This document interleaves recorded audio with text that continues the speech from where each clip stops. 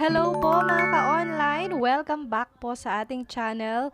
And para po makapagpasalamat sa inyo, magkakaroon na po tayo ng weekly giveaway ng 100 pesos sa ating pong Gcash. At para po makasali, mag-subscribe lang po kayo sa ating pong channel, Debs Tutorials, and like the video. And hanapin nyo lang po somewhere dito sa ating pong video ang word of the day. At ilagay nyo po sa comment section kasama po ang inyong Gcash number. And winners will be announced every Friday.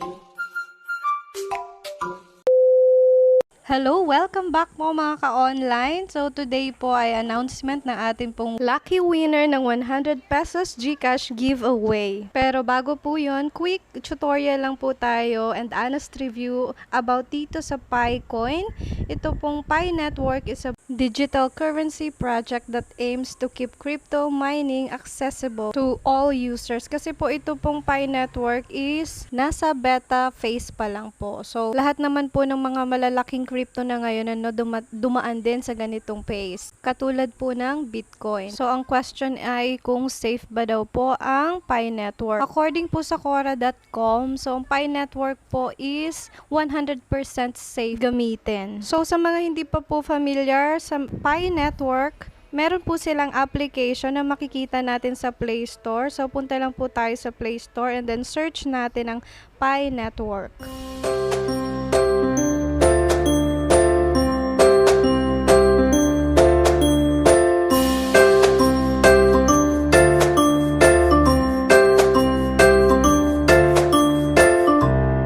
So, as of now po, meron siyang 4.6 star ratings. And maganda naman po ang kanya pong mga reviews. And sa experience ko din po sa paggamit sa application na to, napaka user-friendly po ng kanila pong interface. So, install nyo lang po yan and create po kayo ng account. And eto na po yung dashboard ng application, Pi Network. And as of now, meron na po akong 472.97 Pi.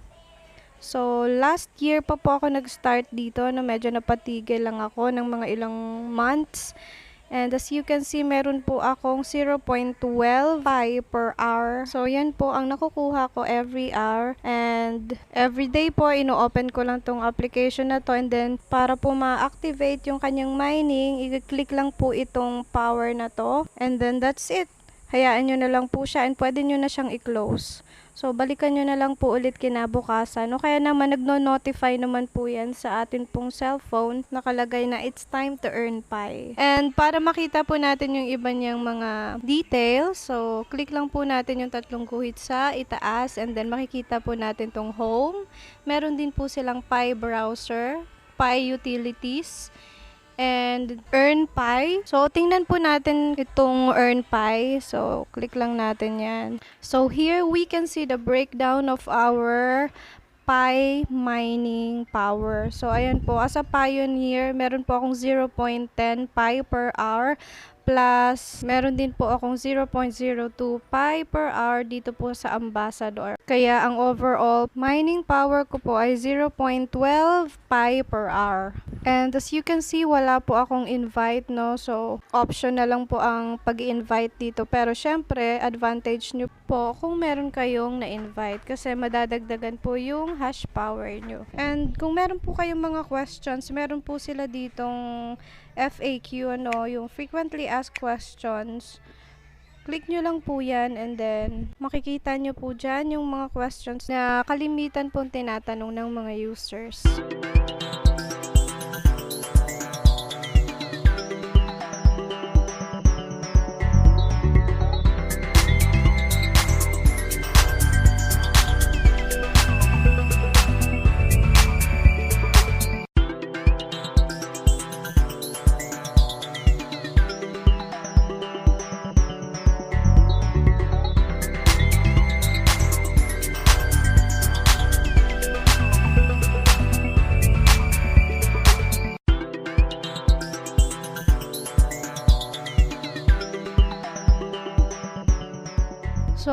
mag-talk lang tayo muna dito kay Picoin, ano? So, according po sa Quora.com, Picoin is worth nothing as of now.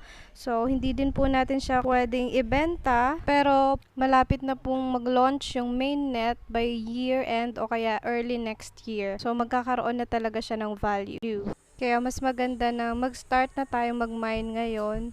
Wala rin namang mawawala sa atin kung susubukan natin. Kaya in-install ko siya ulit and then ayan, nakapag-mine na ako ng 475.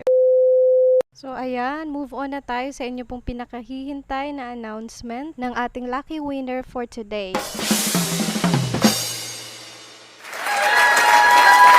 Congratulations po kay J and P.